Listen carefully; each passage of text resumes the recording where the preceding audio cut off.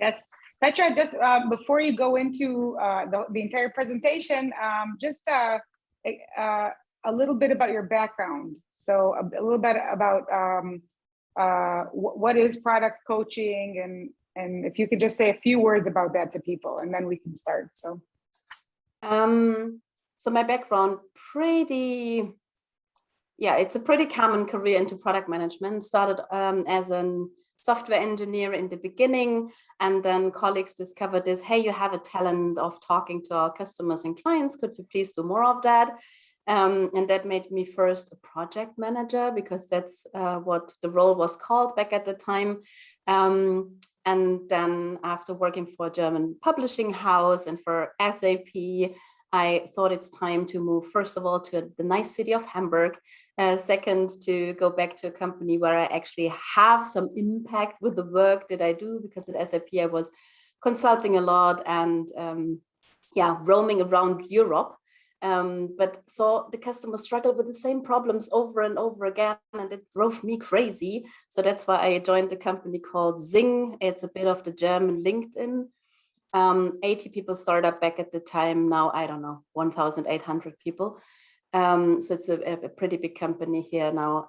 And I learned most of the product management stuff there, because actually Marty Kagan was one of our coaches. So firsthand, I learned most of the things from him. And I'm definitely playing in the Marty Kagan camp of product management things, so to say.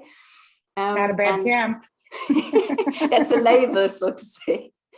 Be careful. But worked in other companies after that, slowly transitioned into interims product leadership role, because I decided to become a freelancer.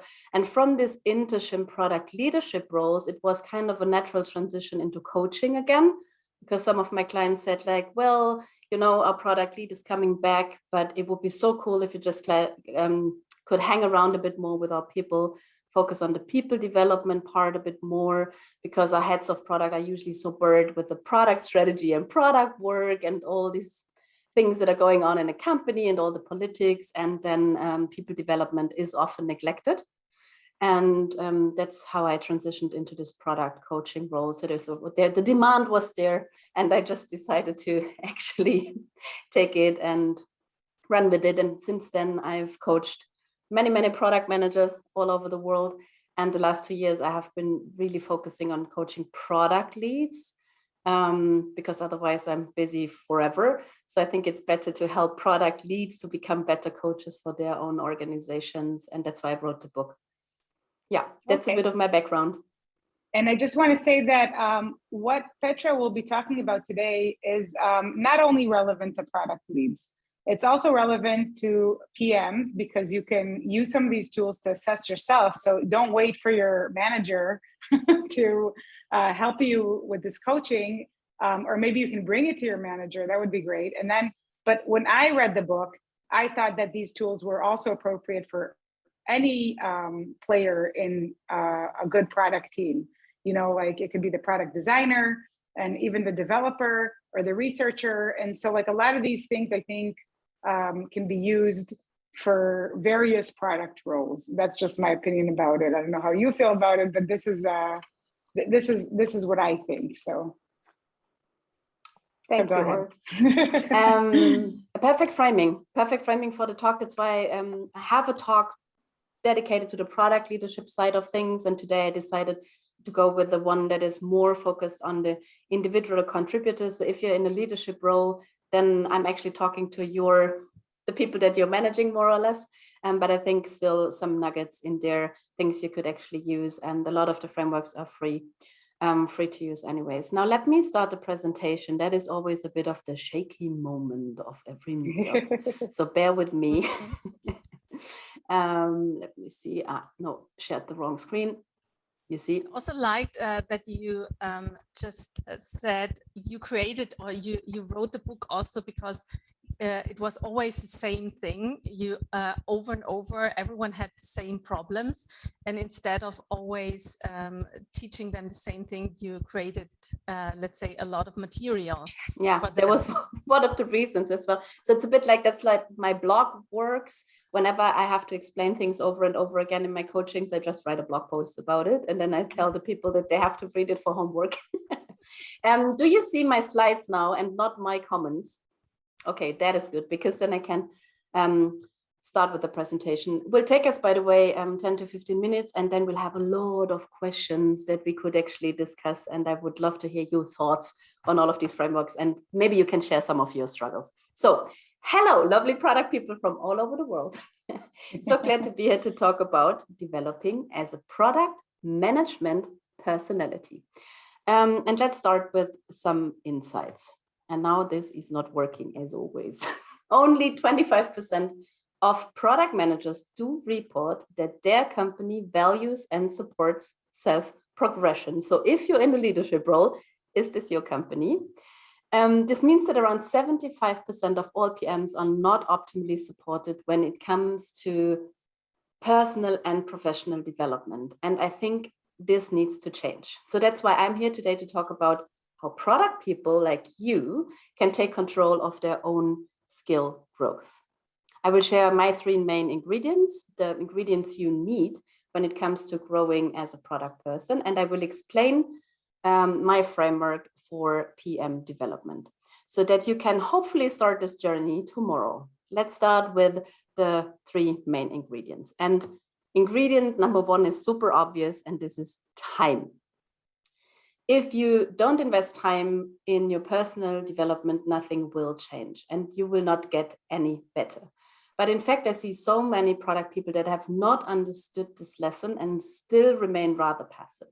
If I ask them why they are not making some time for their personal development, the answers usually are, I don't know where to start, I don't know what to learn, and I don't know that it's my job, or I'm waiting for my boss or for my company to take care of that, or I just don't know how to find the time. And I totally get 1 and 2, and this talk hopefully will help you with that.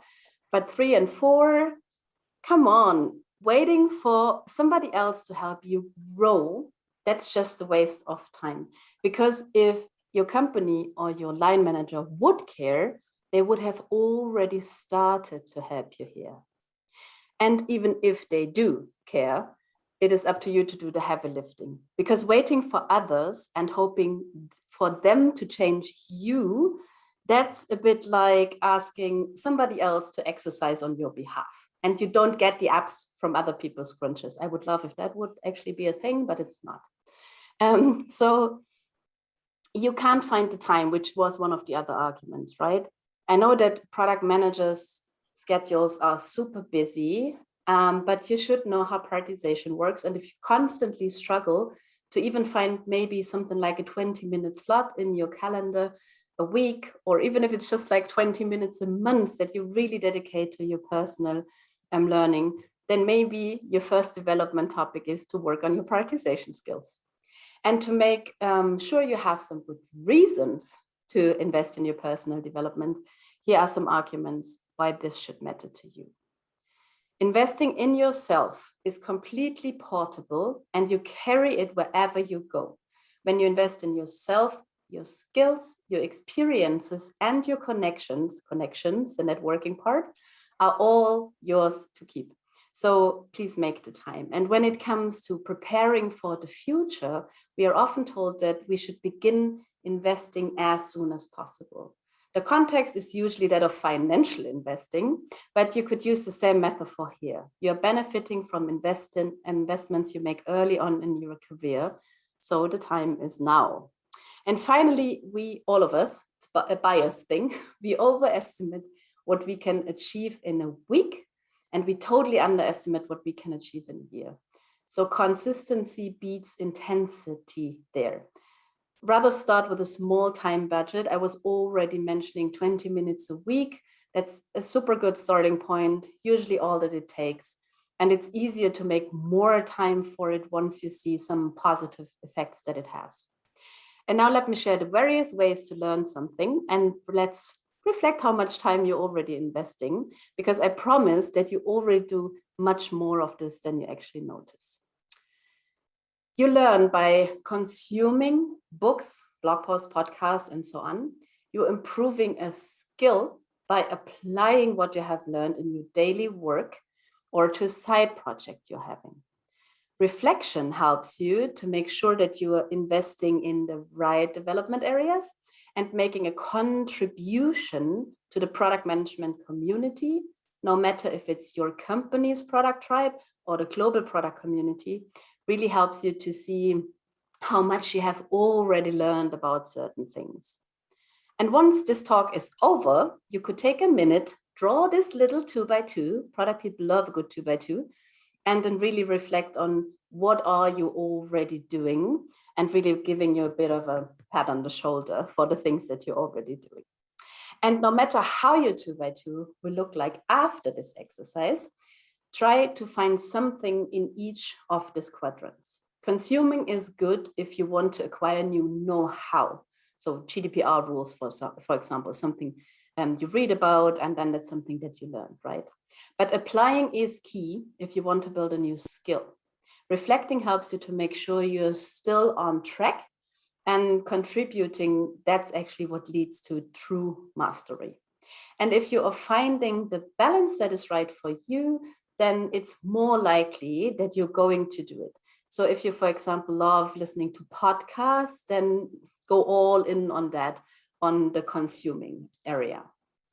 Now that I've talked about why it is important to make some time, and I promise we can discuss this a bit more in the Ask Me Anything session later on, let's have a look to ingredient number 2. It is important to find some allies or an ally. And you need 3 kinds of perspectives to help you grow substantially over time. All of this could be something your line manager is capable of, but they often are just too busy or not care enough about your personal development to deliver these 3 perspectives. If this is the case, then you should go reach out to other people, help you build this small learning frame or learning environment. What you need: people who provide feedback regarding your work, your role, and your performance to improve exactly that, from how a particular meeting went to how you are perceived when giving a talk. Somebody who knows what a good product person looks like and helps you see your blind spots. So where are the gaps between a competent product manager or competent designer or competent engineer, and where are the blind spots or things that you need to learn. And then somebody who helps you to live up to your full potential. So somebody who really has a vision for you. That's more of a really warm relationship, a person that believes in the strengths that you're having. And if your line manager is not covering all those, here's how to still get these perspectives. You need to create this own growth supporting environment. Find colleagues that are giving feedback on a regular basis and make sure you give something back in return.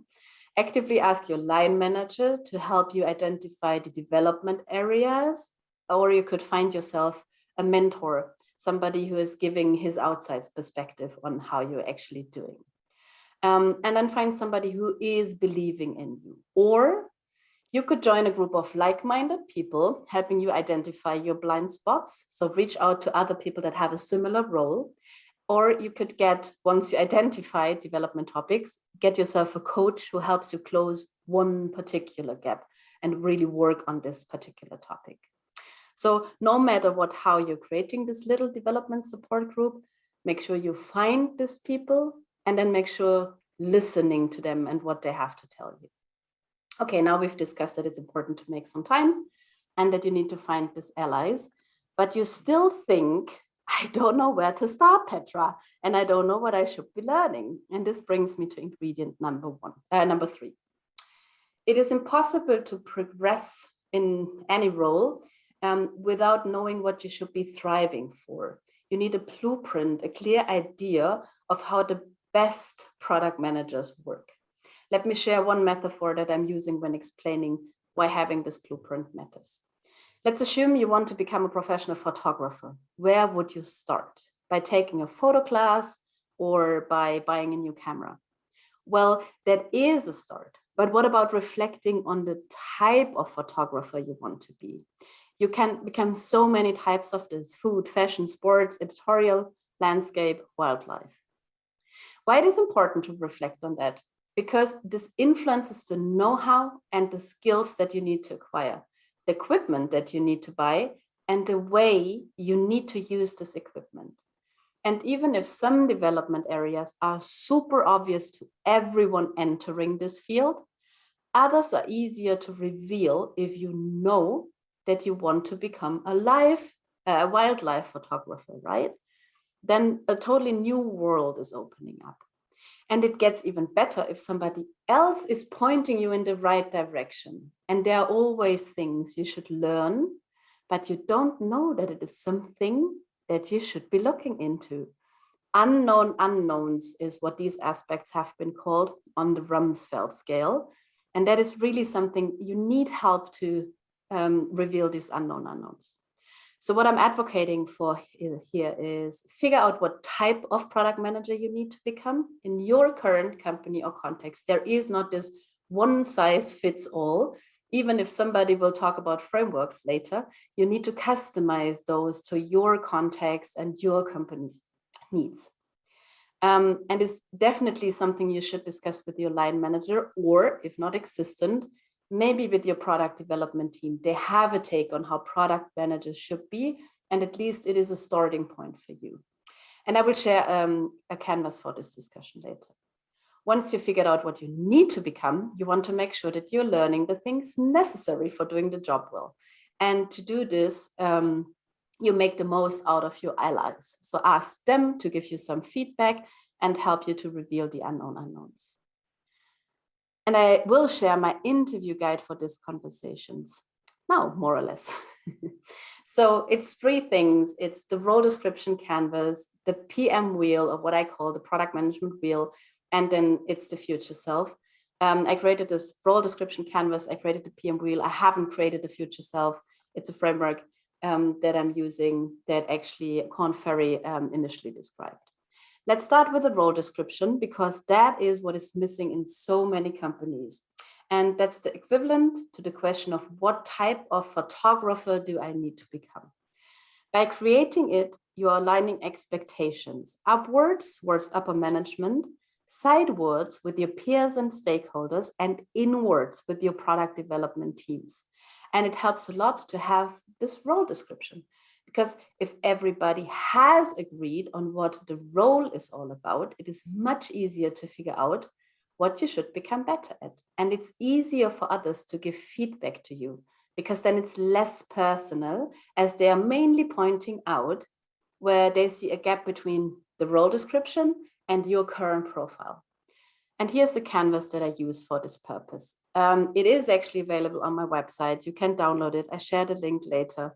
So just go there and use it with your team. It's actually a good thing to do it with your team in the team discussion. For newly created teams, it's actually best to run this initiative anyways, because it helps the developers to see clearer where you think the boundaries are. It helps the design folks to understand, okay, where are the responsibilities in this team? Am I responsible for that? Is that the product person? Is it the developer folks that are doing this?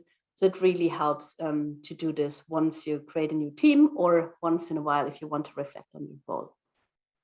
Then I have created this guide that I call the product management wheel, or PM wheel. And you will understand why I call it a wheel in a second. Let me briefly explain how it works. But Petra, just before, please, in that other slide, can you just read the topics, like just so that we get, okay, because it's going fast for us, so okay. Super good. So you describe the role name, which varies from team to team in some companies as well. That's why it's a blank. So it's not always product manager. Whatever it is, put it there. Then what is the purpose of this role? So why has this role been created for this team? Super interesting what people are actually putting there if you're doing it. Then it's the goal and mission, not for the team, for the role. So what is my goal as a product manager when I'm working with this team here? The thing is, it's not the same in 2 teams. because it really is kind of on the intersection of talents of the players within the team have a high influence to what you put in here, right? So really it's an individual thing to every team and every role. Then it's responsibilities. Some of them may be obvious, some of them not so much. And what I really find helpful is this not responsible for. So I'm clearly not responsible for, I don't know, some product folks say like, I don't know, final quality acceptance test before we actually putting some things to life. Not my thing, because we have a QA role in our team. So then they're not responsible for that. Interesting discussion to have. Decisions is, what are the decisions that this role usually takes? And there are always, some examples where this is not always the same streamlined process, but usually it is discussions. Decisions like that are made by this role. Decisions like that are made by the tech lead or something like this.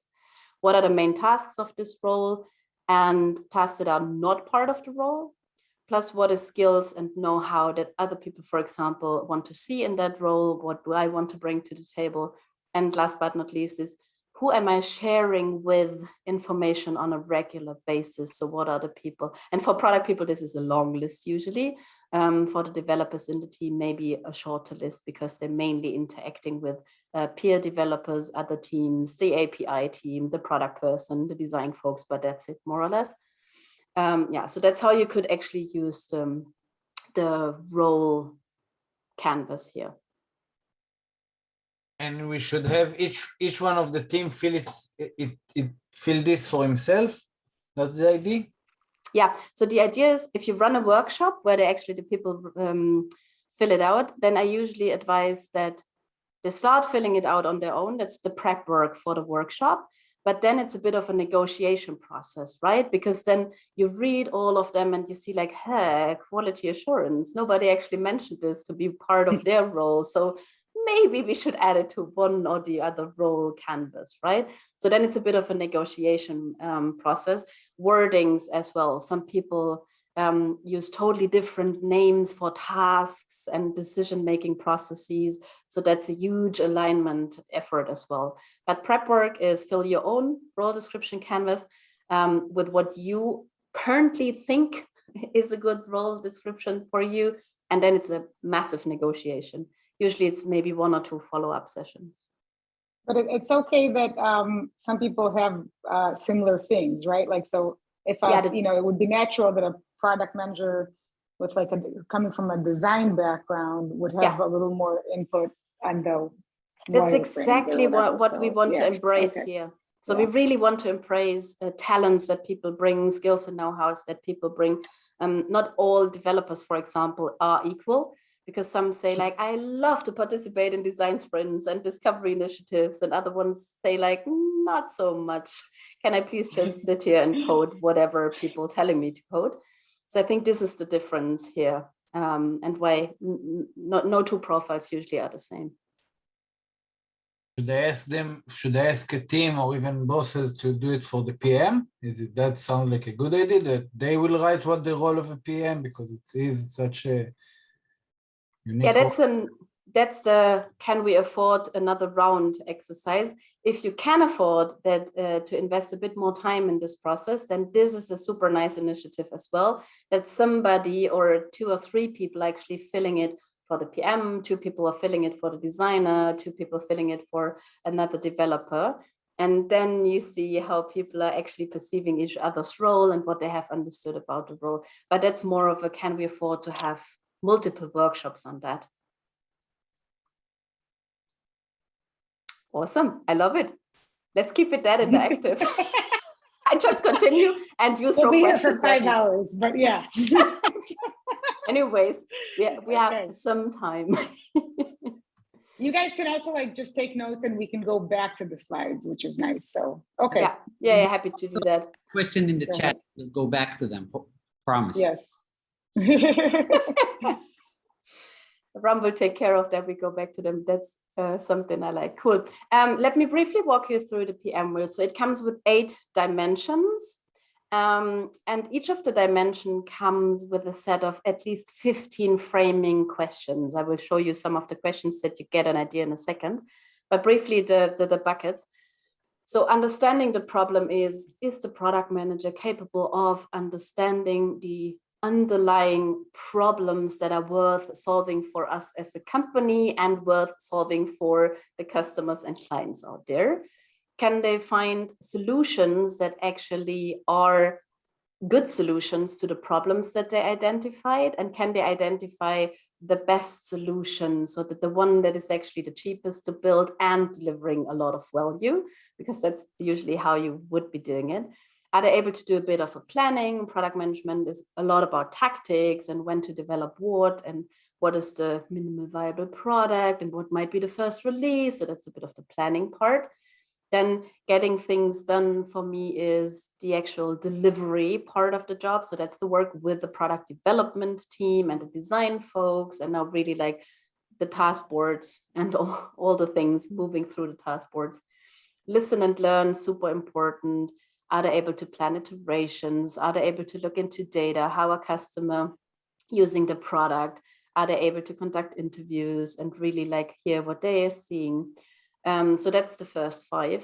The other 3 are a bit of a side of this process.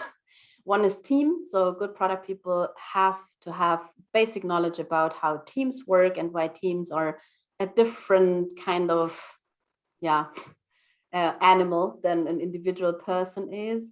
They have to have their take on motivation. So is it possible to motivate a team? And if yes, how could you be doing that? Then it's personal growth. So that's an easy bucket. I just put it there because I want to make sure if I'm a product leader that we're touching it when I have one-on-one. So it's kind of that we don't forget that personal development is something that takes some time. And agile is there because I see so many product folks that have never, ever understood the basics of agile work environments.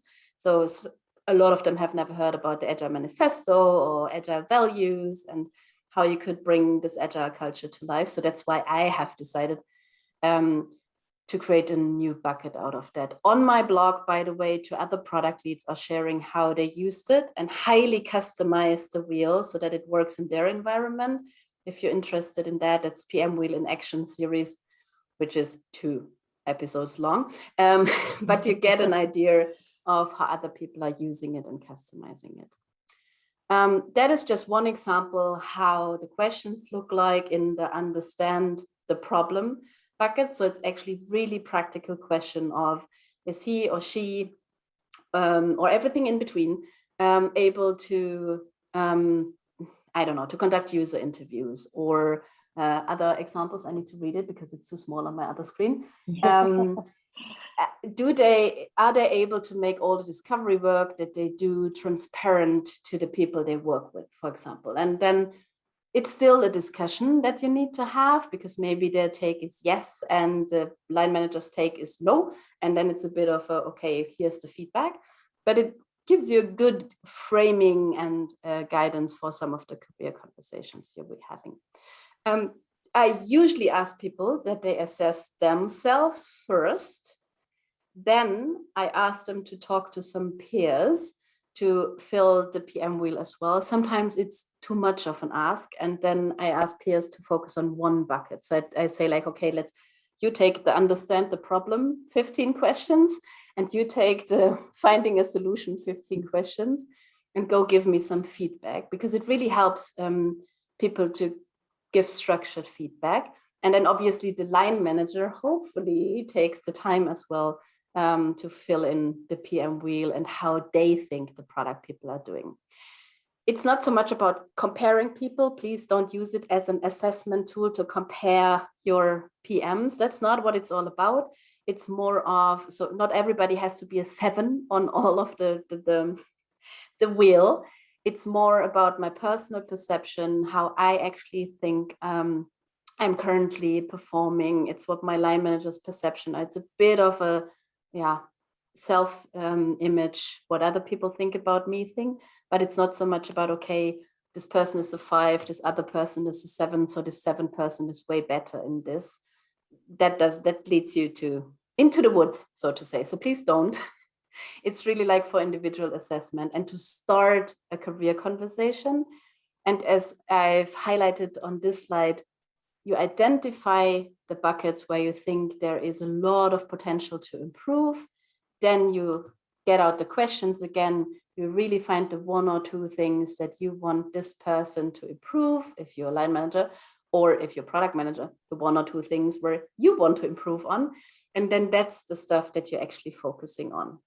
So you need to come up with a development plan, and that is the next thing. And that's wait, just one more question. Yeah, before. question, please. Yeah.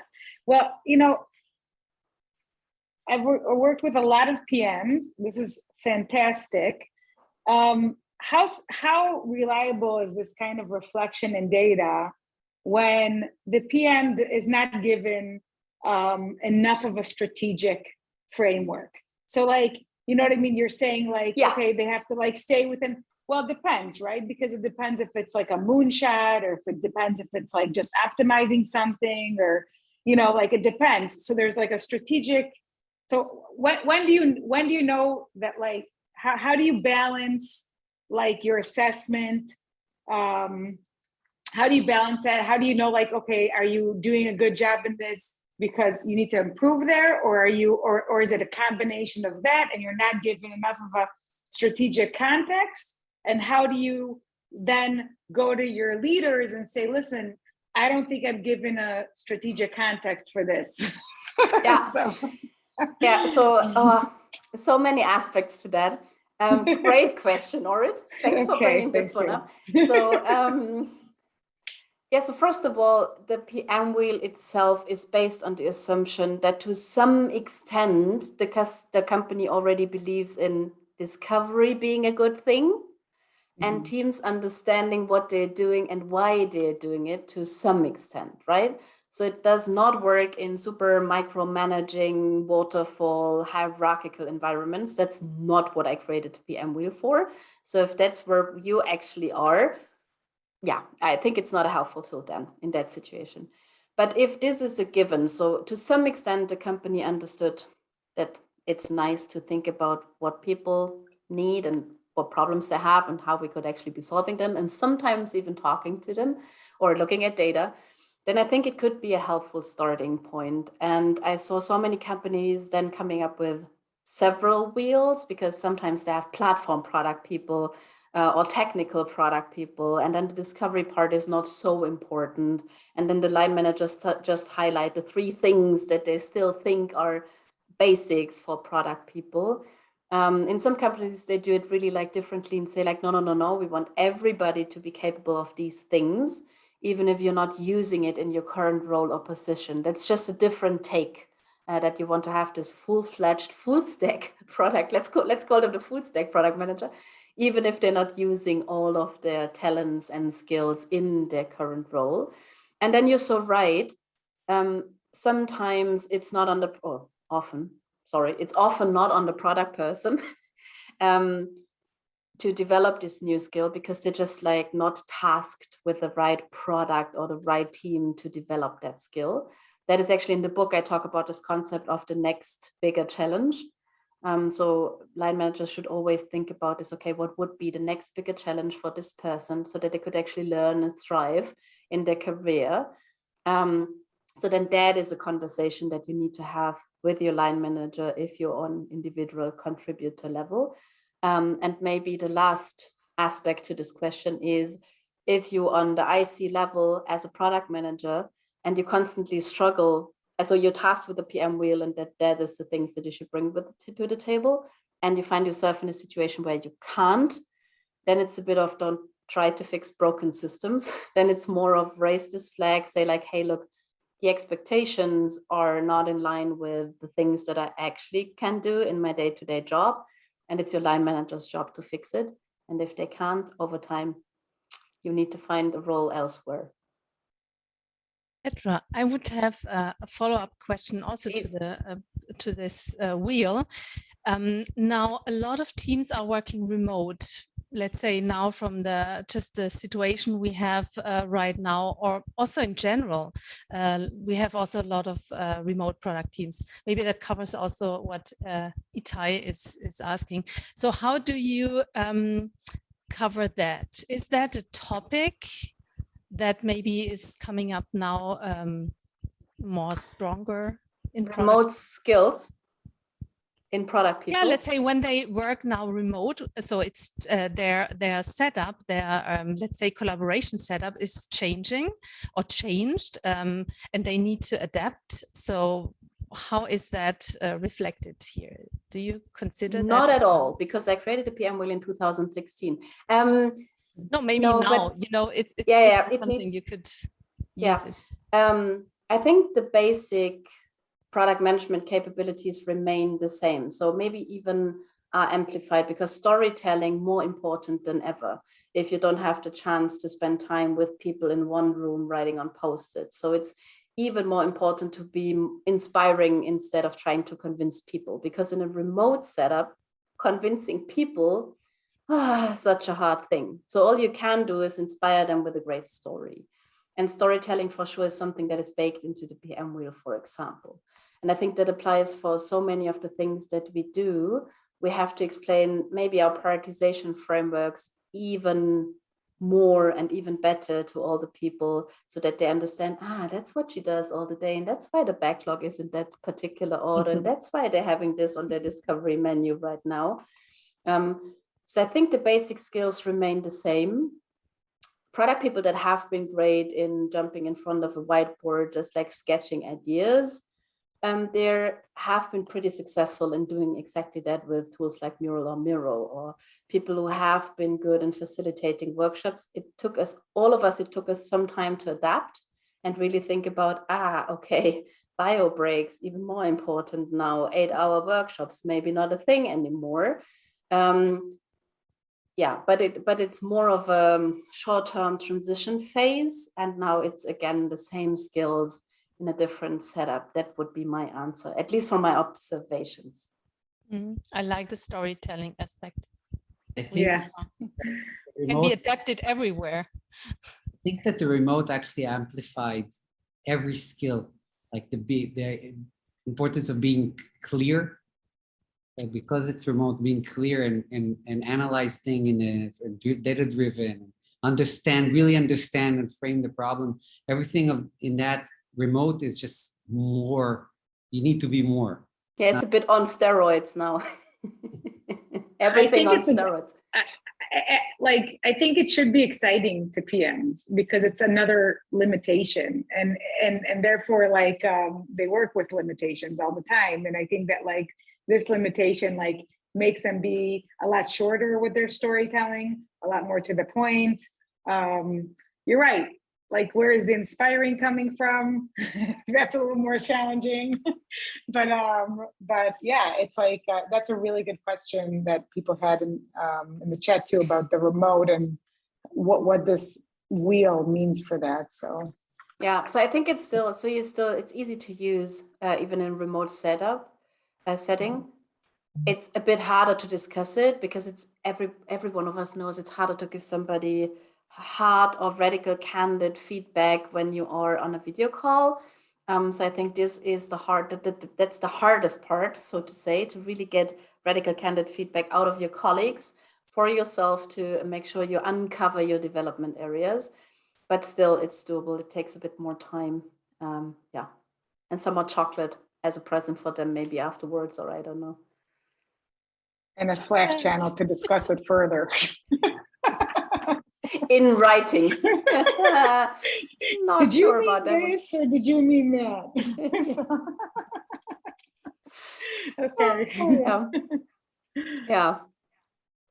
Cool. Going back to the slides for a second. So if you have uncovered, so the PM Wheel is here to help everyone uncover uncover some of the development areas they're having. And the next step is, and that is what missing in many personal development conversations, is this development plan.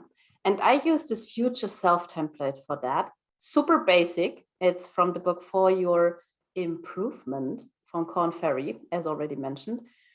It suggests that you have an as-is description, 300 to 900 words. What's your current situation when it comes to, for example, understanding the problem? Then think about it to be. How would it feel like if that skill or this capability of yours has improved? And important framing, how could others tell that you have improved? Then give it a bit of a time frame. So 3 to 4 months is usually a good thing for a personal development topic, professional development topic. And then give yourself a bit of a structure, some action items, 1 to 5 things that you want to do. Due to popular demand, Orit asked me if I can add an example. So I just created the slides 5 minutes before we jumped on here. So that is one example for prioritization skills. As said, usually 300 to 900 words. So here it's just a few bullets. But for example, it feels like I have constantly to argue about the priority of things on my backlog. So people are always questioning me, endless discussions. And they just started to complain behind my back that my prioritization skills are not where they should be, right? So that is my as-is description. And to be is like hopefully less discussions. I can properly explain why things are in a particular order to different target audiences. People understand my rationale, even if they maybe not agree with all my prioritization work, but they understand how I did it and understand my rationale. And no more complaints behind my back, hopefully. So super short, but you get the idea. And then actions could be reflect on the prioritization process and write it down. A lot of people have it implicitly, so it's a bit of a random thing they do. It's magic, but you could make it explicit. Then really read more about potential criteria, how others are doing it, do a bit of your research, deliberately choose your new set of rules or your new set of criteria, or how you are actually prioritizing. A lot of companies these days do this compare and contrast thing. So they're no longer prioritizing a long list of things. It's more of out of these 5 opportunities, what is the most promising one that we want to jump at?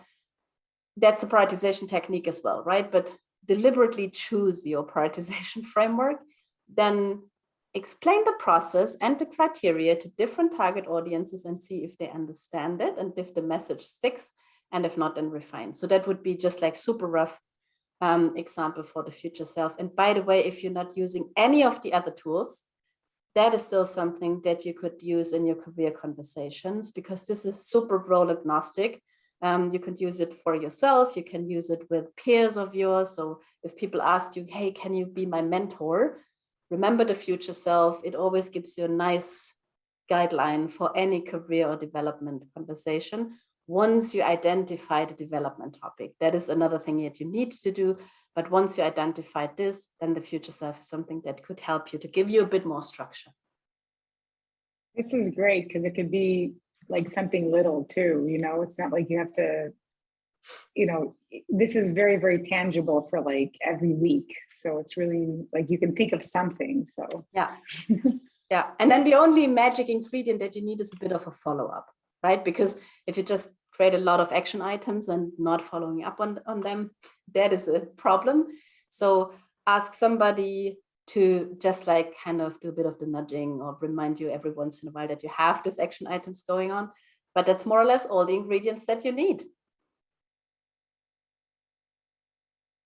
okay, great. Sounds like magic. It is.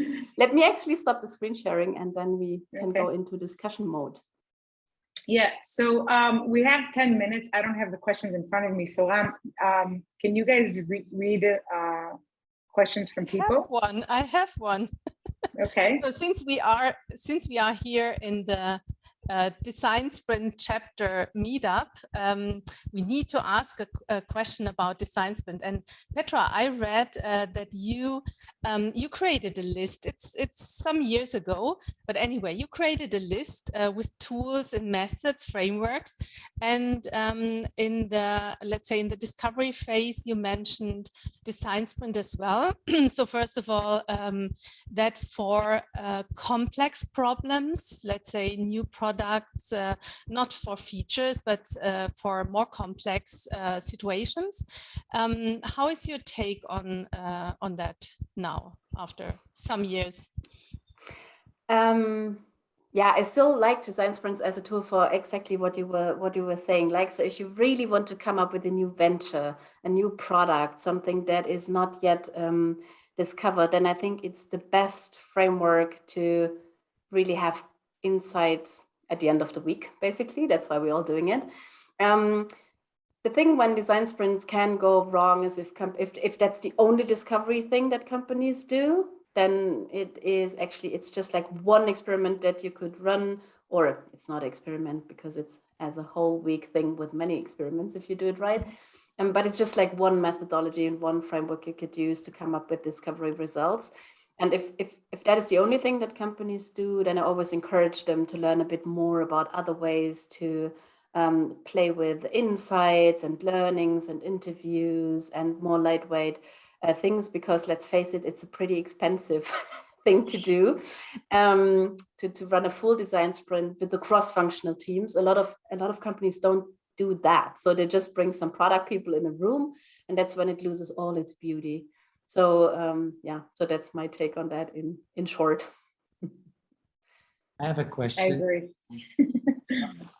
I think a lot of PMs will be interested on how you, when you are a leader, or how do you recommend on interviewing a new PM? What are you looking for in a new PM? What kind of tests do you recommend of doing before you hire somebody to understand if they fit the role you're looking for? Great question as well. Okay, first of all, so I encourage always leaders to have their definition of good. So what makes a good, competent PM for them? Could use the PM wheel for the skills and know-how and capabilities part, but there's more to it, and that is, for me, that's personality traits. So the question is, what are the personality traits that I think product people need to thrive in the environment that we're having? For me, for example, this is curiosity. So all the product people that I usually meet are so curious about the world and how it works, and that's why they like to work for different products. And the same applies, for example, for all design folks out there, right? That's what we're interested in. What makes the world go round? So a basic curiosity is something that I want to see. Then it's adaptability, because things are constantly changing and you're always juggling like 300 things. So if you're frustrated by change, maybe not a good product role for you. So, but every leader needs to reflect on this personality trait on their own. So I have put my 6 in the book to inspire others, but I think everybody should come up with their own, personality traits list. And I usually encourage people to think about the worst product people they ever worked with, and then create a list out of that, what have been personality traits of these product folks, and then just like write the opposite to that on your sheet of paper and see if that helps you with unveiling some of these personality traits. And then last but not least, it's values. So what are the values that you want to find in people that they share either with your product organization or the whole company? A lot of companies have company values, so you could use them. Or it's kind of, think about your own values, your team's values, and make sure that this is a bit of your filter for the hiring as well. Yeah, and then hiring is such a philosophical discussion. I'm a big fan still of take-home cases and putting them in front of a whiteboard, virtual whiteboard, to see how they actually work with the team. It's not so much about the task itself, it's more about, can they get in a working situation with some of the folks that we already have on board? Are they able to share some learnings, and are they even able to be questioned in such kind of situations? So that's why I still like cases. I really need to put people to work to see if they are great product people, and if I think they would work in the company and environment that we're currently hiring for. Long answer to this short question. To the point, I have a follow-up question on this. So once you hired, how do you know if someone can't do the job or they just need training? So when do you give up on somebody and say, well, we had enough? Or, well, I need to, and I'm referring to specific framework in your book where you like. Of course, I know. Yeah, so I know. I love that. I since I read the book, I use it like daily. People I talk to explain. It's so useful. So yeah. It's actually what Ram is referring to is a kind of the GWC framework. That's how I actually call it. Again, borrowed from a book called Traction, How to Get a Grip to Your Business or something like that. It actually is a super helpful thing. And whenever I'm in a situation that I have to think about this, if performance is where it should be, then it helps me to reflect about, so that the GWCs gets it, wants it, and has the capacity to do it. Super easy. And the question is this person getting what the role is all about? And have I, as a manager, have made enough effort to actually explain what the role is all about? Because that often is the case, that people are not investing enough time in onboarding new colleagues. We make tremendous efforts to hire people, and then we leave them at their desk once they joined our company, which is super weird. So the first of all is gets it. Do they get what the role is all about? Do they get what their responsibilities and tasks are? Is it my fault that they don't get it? So should I give them another onboarding session or maybe something like this, and a bit more time to to just like settle in here? Then the next is wants it. Some people are super smart and get what the role is actually about, but it's currently not in line with their personal goals or their career goals at all, or what they're currently up for. So they don't want the role. That is usually not so much the case if you hire people from the outside. That's more of a promotion thing. So you have promoted somebody into the role, and then you figure out, or then they figure out it's not for them. So gets it and wants it. And the last one is capacity to do it, and then can be all sorts of capacity. So mental, physical, but know-how as well can be things you want to look into. Sometimes people just get divorced, and because of that are at their best, which is perfectly fine for the time being. Then we give them a bit more time to sort things out. Sometimes it's more of the company has not invested enough time and maybe training budget into this person to become the next, I don't know, GDPR officer. And that's actually the role that we put them in. So then it's again on us as managers and as the company to take care that they get this training, get this budget, and get the time. So it really helps me to reflect, have I done enough to help these people succeed in the role? And if you have a no for gets it and wants it, so the person doesn't get what the role is all about, even if I have invested a lot of time to explain it, or if it's like they get what it's all about, but it's just not in line with what they currently want to do, then I know that I need to find new seats for them over time. And that could be something still close to the product role, but maybe another department or something like that. I think it's amazing, really. So you explain it, and it's so useful as a manager. It's like in any role, in any management role, you just need to ask yourself, did I spend the time explaining what they need to do? Yeah, so, because it is often on us.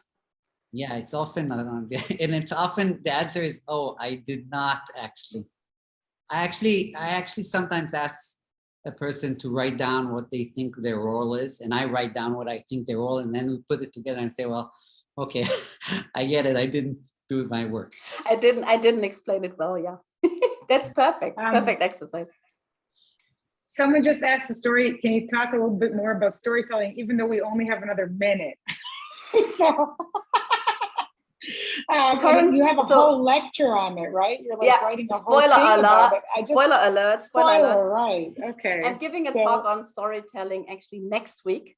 So, and hopefully I will put it online on my website. Go follow the blog because I will write about it there. I think it's in maybe 3 to 4 weeks, because giving the talk, then they need to promote it exclusively for some weeks. Then I put it on my blog. Okay, so we can get it in a month. Yeah, you can get it in a month. I hope. Okay. All right. Well, wow. Thank you so much. That was amazing. Your book is amazing. I was like, thank you. How does this woman's brain work? Like when I read the book, I was like, I've never experienced so much detail, and like, I just don't know how you wrote that book. It's really, really like, it's just a reference book too, you know, because you just put it on the side and you just like go back to it and you go back to it and you go back to it. Yeah, it's not a so front to back book. That I makes read everybody's head explode. That's what I did. So I read it front to back and then I reference it. So first of all, thank you so much for writing that book. I think it's so useful. And like I said, for everyone in a product team, not only PMs. And we'd love to have you back to talk about storytelling.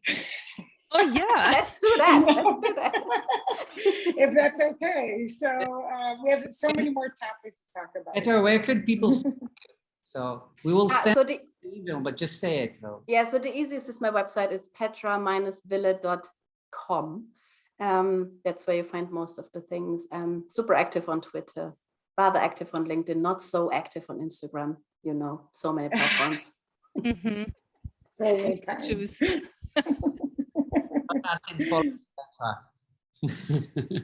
Thanks so much, Petra. Thank you. I'm really excited to see you soon again. And Yes. yeah, I will check out your storytelling event.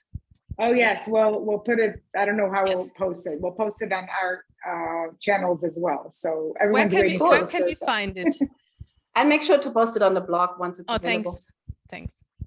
great. Fantastic.